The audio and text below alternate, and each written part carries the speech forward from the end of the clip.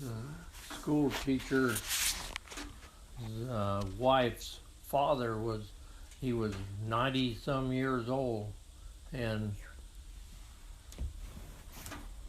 he died on, I think it was Thursday.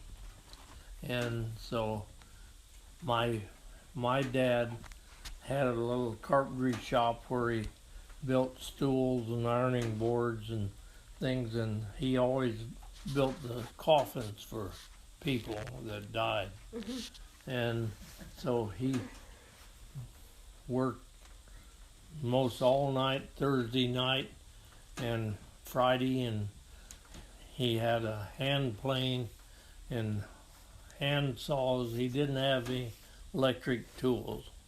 He didn't even have electricity.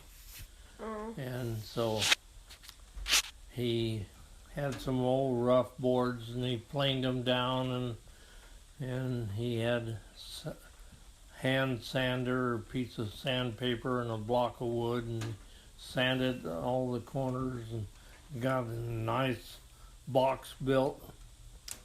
And so another neighbor down the road had a pickup truck, and so he hauled the coffin over, and Sabbath afternoon after church they had his funeral, and they had him laid out in the coffin in the living room on the table, and everybody sat around in a circle, and he started stinking like something dead. And so the women went and got some lilac water, and they doshed all over him with lilac water, but he still thought it wasn't strong enough to hide the odor. And every time I smell the lilacs out here, reminds me of that dead man. So that's why you don't like lilacs too much. Yeah.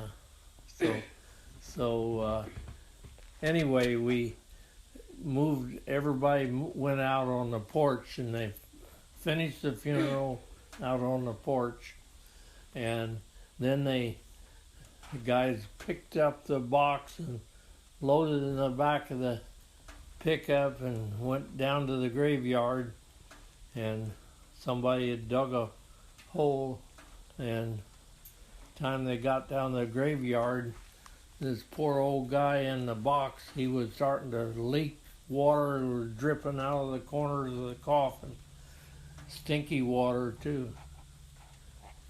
But they buried him, and that was the end of. How old were you when this happened? I was first grade, probably. Of course, I was in first grade for several years, so.